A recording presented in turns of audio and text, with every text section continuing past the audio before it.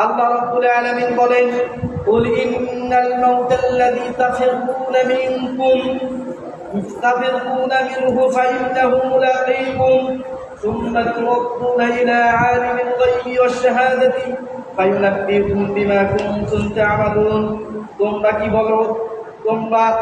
তোমরা যে মৃত্যু হতে পলায়ন করো, সেই মৃত্যু হতে তোমরা পলায়ন করতে পারবে না। তোমরা যদি আইনামা তাকুনু ইউদরিকুমুল মাউত ওয়ালা কুনতুম ফি বুরুজিন মুশাইয়াদা, তোমরা মৃত্যু হতে যতই পলায়ন করো, মৃত্যু তোমাদেরকে সাক্ষাৎ করবে।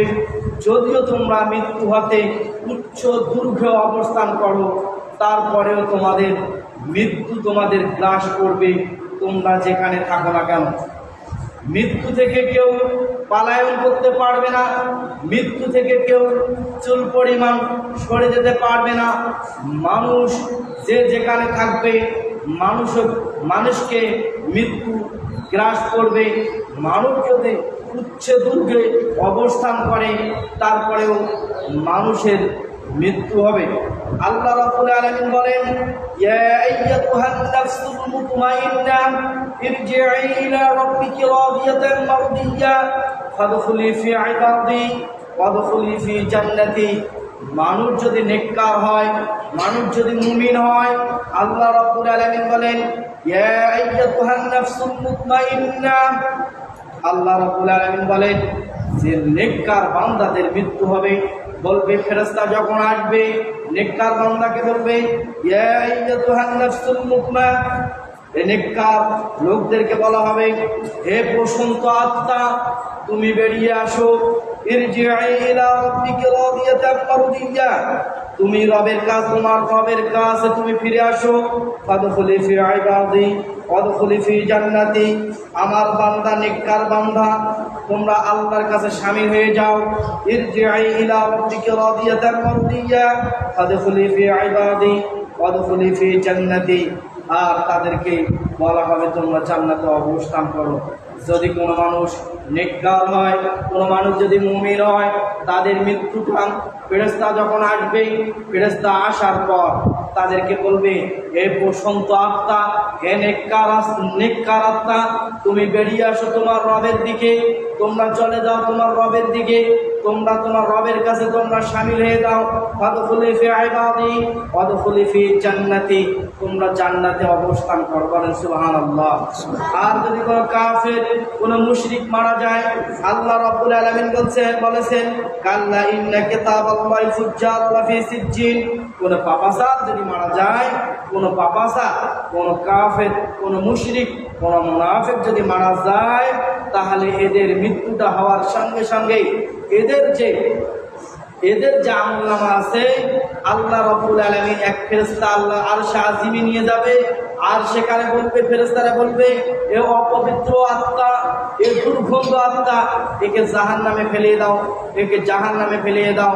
আর যদি নেককার বান্দা হয়ে থাকে, তাহলে ফেরেশতা তাদেরকে বলবে, মানুষ আসমানে ফেরেশতারা বলবে, যে হচ্ছে পবিত্র আত্মা, হে পবিত্র আত্মা, আল্লাহর কাছে তাকে অনেক সম্মান দেওয়া হবে। অপবিত্র আত্মাকে, পাপাসারকে সংকীর্ণ জায়গা সিজ্জিনে তার আমলনামা রেখে দেওয়া হবে। সিজ্জিনে তার আমলনামা রেখে দেওয়া হবে। মানুষের মৃত্যু হওয়ার পরে মানুষকে যখন কবরে রাখা হয়, মানুষ কবরে রাখার পরে 40 কদম যেতে না যেতে 2 জন ফেরেশতা আসবে মানুষের কাছে। এসে মানুষকে বসানো হবে, লোকটাকে বসে তাকে রূহ দেওয়া হবে। রূহ দেওয়ার পর তাকে জিজ্ঞাসা করা হবে, মা রাব্বুকা ফায়াকুল, বলো তো তোমার রবকে। মানুষ যদি মুমিন হয়, মানুষ যদি মুমিন হয়, মুসলমান হয়, মুত্তাকিন হয়, মা রাব্বুকা, বলো তো তোমার রবকে। একবারে বলবে, রব্বি আল্লাহ, আমার রব হচ্ছেন আল্লাহ। দ্বিতীয়বার তাকে প্রশ্ন করা হবে, মা দীনুক, ফায়াকুল, বলো তো বান্দা, তোমার দিন কি ছিল, তোমার দিন কি ছিল। যদি ব্যক্তিটা মুমিন হয়, যদি ব্যক্তিটা ইমানদার হয়, তাহলে ব্যক্তি বলবে, দিন ইসলাম, আমার দিন ছিল ইসলাম, আমার ধর্ম ছিল ইসলাম। ইন্না দীনা ইনদাল্লাহি ইসলাম, আমার দল ছিল ইসলাম। দ্বিতীয় প্রশ্ন করা হবে মা হাযা রাজুল বুইদা ফিকুম ফায়াকুল, বলো তো বান্দা তোমার এই লোকটাকে রাসূলুল্লাহ সাল্লাল্লাহু আলাইহি সাল্লামকে কবরে কোন রায়াত আছে রাসূলুল্লাহ সাল্লাল্লাহু আলাইহি সাল্লামকে বান্দাকে সরাসরি দেখানো হবে, কোন রায়াতে আছে বান্দাকে দেখানো হবে ছবি আকৃতি। যখন রাসূলুল্লাহকে দেখানো হবে, বলো তো তোমার এই লোকটা কি, যদি মুমিন হয়, মুসলিম হয়, যদি মুনাফিক না হয়, যদি ব্যক্তিটা মুমিন হয়, তাহলে ব্যক্তি বলবে হাযা মুহাম্মাদুর রাসূলুল্লাহ সাল্লাল্লাহু আলাইহি সাল্লাম, ইনি তো আমার রাসূল, ইনি আমার নেতা।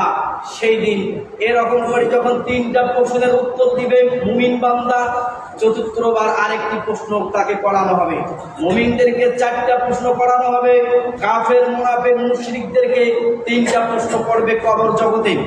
তিনটা প্রশ্ন করার পর ফেরেশতা তাকে বলবে ওমা ইউরিক ফায়াকুল, বলো তো তুমি যে এই প্রশ্নগুলোর উত্তর দিলা, তুমি কোথা থেকে এই প্রশ্নের উত্তরগুলো জেনেছো? তখন বান্দা বলবে ফাকারাতুল কিতাবাল্লাহ ফারানতু বিহি ফাসদাকা, সে বলবে আমি আল্লাহর কিতাব পড়েছি, আমি আল্লাহর কোরআন পড়ে পড়ে বুঝেছি এবং কোরআনের উপর আমি ঈমান এনেছি, ঈমান আনার পরে পরে আমি স্বীকৃতি দিয়েছি।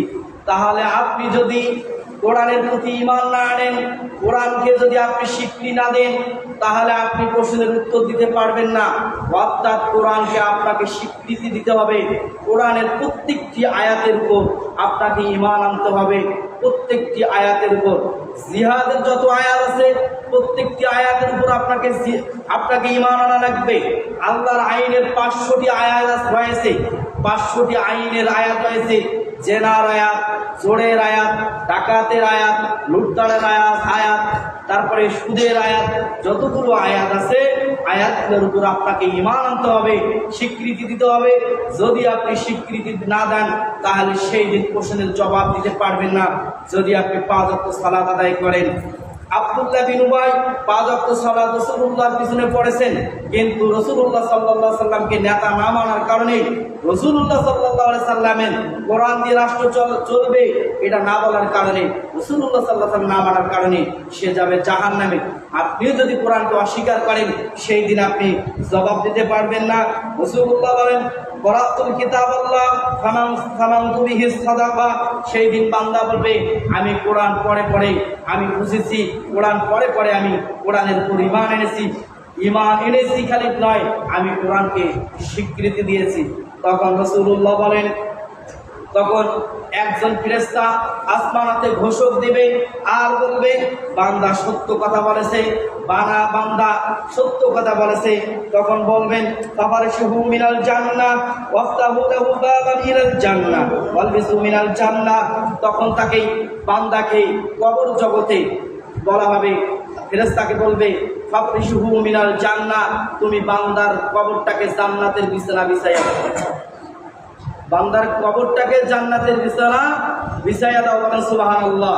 তারপরে বলা হবে ওয়াফতাহু লাহু বাবান ইলাল জান্নাহ, তারপরে ফেরেশতাকে বলা হবে ওই বান্দা যে বান্দা স্বীকৃতি দিয়েছে, সত্য বলেছে, তার গায়ের পোশাকটা জান্নাতের পোশাকে পরিণত করে দাও, বলেন সুবহানাল্লাহ।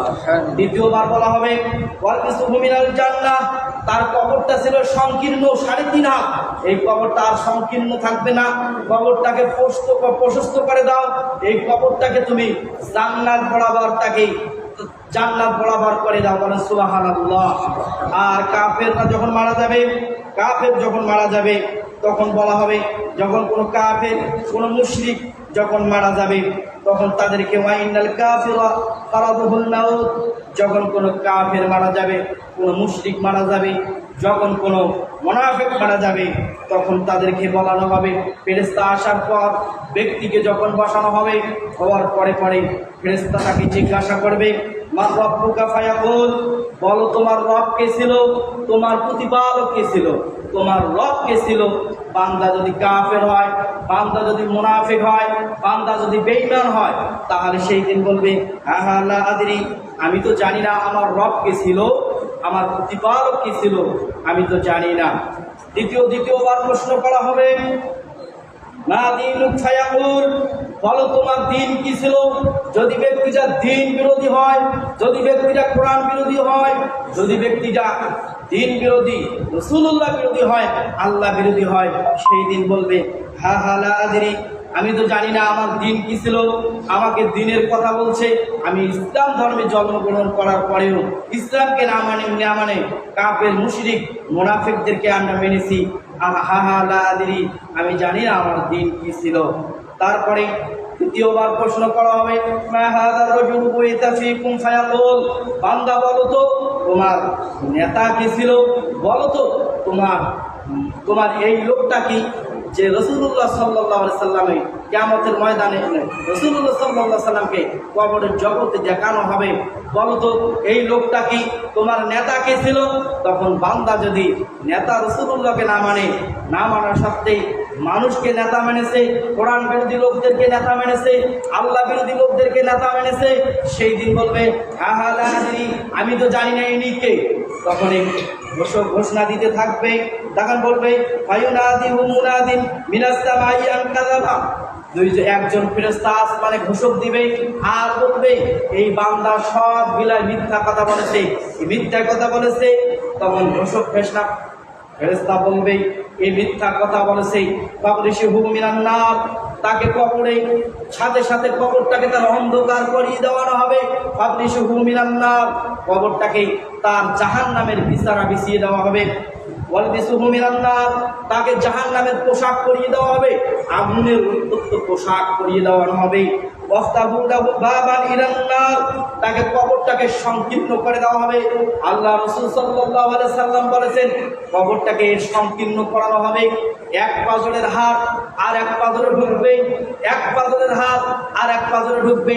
কবরের মাটির চাপ এই মাটির চাপ ওই পাকে দেবে, তাকে কিয়ামত পর্যন্ত যতদিন বিচার হয় নাই, যতদিন কিয়ামত হয় নাই, ততদিন পর্যন্ত বান্দাকে এক পাজরের হাড় আর এক পাজরে ঢুকাবে কাফের মুনাফিক মুশরিকদেরকে, আল্লাহ বিরোধী লোকদেরকে। পৃথিবীতে আল্লাহ বিরোধী লোক যারা থাকে তারা অহংকার করে।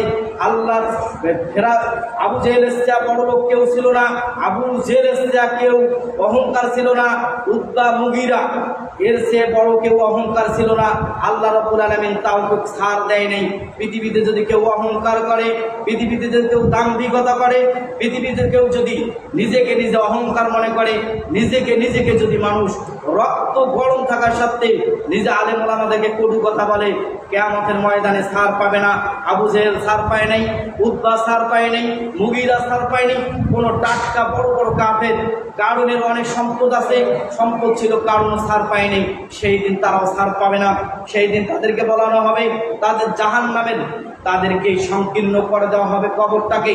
এক পাজরের হাত অপর পাজরে ঢুকবে, সেই দিন দেখানো হবে কার কত বড় অহংকার, কথা বলেন ঠিক কিনা। সেই দিন কবরের পাজরের হাত অপর পাজরে ঢুকানো হবে, মানুষ চিৎকার করবে।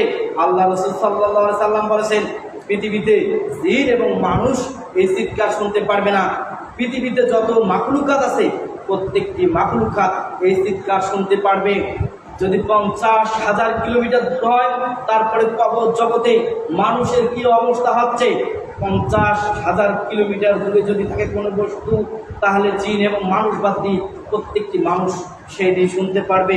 আল্লাহ রাসূল সাল্লাল্লাহু আলাইহি সাল্লাম বলেছেন কবর জগতে কাফের মুনাফিকদেরকে একটা অন্ধ ফেরেশতা দেওয়ানো হবে, যেই ফেরেশতা বধির, কানে শুনবে না, চোখে দেখবে না, এই ফেরেশতাকে দেখানো হবে আর লোহার হাতুড়ি দিয়ে তাদেরকে পিটানো হবে। রাসূলুল্লাহ বলেছেন যেই লোহার হাতুড়ি দিয়ে যদি উহুদ পাহাড়কে একটা মার দেওয়া যায়, তাহলে উহুদ পাহাড় তুলার ন্যায় উঠতে থাকবে।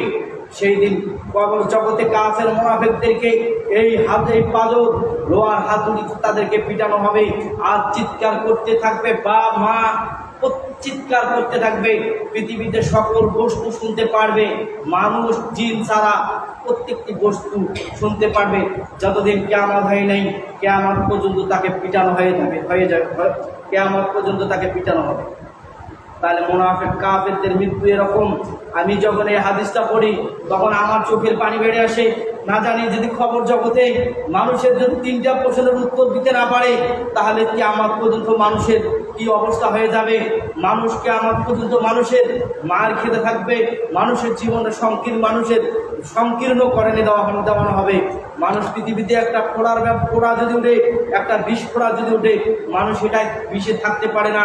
কিয়ামতের ময়দানে মানুষ কবর জগতে কি অবস্থায় থাকবে? ভাইয়েরা, আপনারা কোরআন সুন্নাহ মোতাবেক চলেন। এমন কবর এত ভয়ঙ্কর জায়গা, রাসূলুল্লাহ বলেছেন কবর খুব ভয়ঙ্কর জায়গা। ওসমান রাদিয়াল্লাহু তাআলা আনহু 10 জন সাহাবী জান্নাতি, 10 জন সাহাবীর মধ্যে ওসমান গনি রাদিয়াল্লাহু তাআলা আনহু একজন সাহাবী। ওসমান রাদিয়াল্লাহু আল্লাহ রাসূল সাল্লাল্লাহু আলাইহি সাল্লাম যখন বয়ান দিতেন, জান্নাত জাহান্নামের বয়ান দিতেন, ওসমান রাদিয়াল্লাহু তাআলা আনহু এক দৌড়ি কবরের পাশে যে কান দিতেছেন। অনেক ফেরেশতা বলেন, অনেক সাহাবী বলেন যে আপনি কবরের পাশে আসে কাঁদেন কেন? তখন ওসমান রাদিয়াল্লাহু তাআলা আনহু বলেছেন, এই কবরটা হচ্ছে প্রথম স্টেশন, কবরটা হচ্ছে প্রথম মানজিল। কবরের প্রশ্নের উত্তর যদি আমি দিতে পারি, তাহলে যত মানজিল আছে না কেন কিয়ামত পর্যন্ত, জান্নাত যাওয়ার পর্যন্ত প্রত্যেকটা মানজিলে আমি পাশ করে যাব। এই কবরটা হচ্ছে কঠিন জায়গা। কবরটা যদি প্রশ্ন 3টার উত্তর আমি দিতে না পারি, তাহলে আমি প্রশ্নের পরের মানজিলটা আমার খুব সন্নিকট হয়ে যাবে, খুব কঠিন হয়ে যাবে।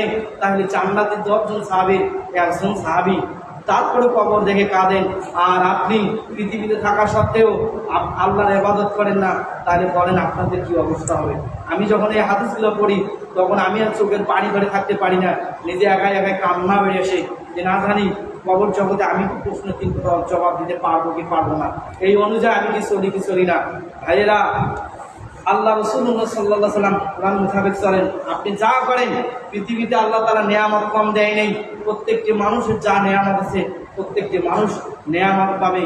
কিন্তু কবর যদি আপনি এই জান্নাত কবরের প্রশ্নের 3টার জবাব যদি আপনি দিতে না পারেন, তাহলে আপনার জীবনটা 60-70 বছর সংকীর্ণ জীবন এই পৃথিবীতে খেল তামাশা করে যদি আপনি শেষ করে যান, কবরের জীবনে শেষ হবে না। কিয়ামত ওই জীবন আর শেষ হওয়ার কোনো সম্ভাবনা নাই। তাহলে আমি আপনাদেরকে বলি, কোরআন মোতাবেক চলেন, হাদিস মোতাবেক চলেন, কোরআন মেনে চলেন। যদি কোরআন মোতাবেক চলতে পারেন, তাহলে আপনার জন্য জান্নাত, প্রশ্নের জবাব দিতে পারবেন। কোরআন মোতাবেক না চললে প্রশ্নের জবাব দিতে পারবেন না। তাহলে আমি আপনাদেরকে বলি, কোরআন সুন্নাহ মোতাবেক চলেন। আল্লাহ তাআলা সবাইকে বুঝার তৌফিক দান করে দেন। সবাই বলে আমিন। ওয়া আখিরু দাওয়ানা আলহামদুলিল্লাহি রাব্বিল আলামিন।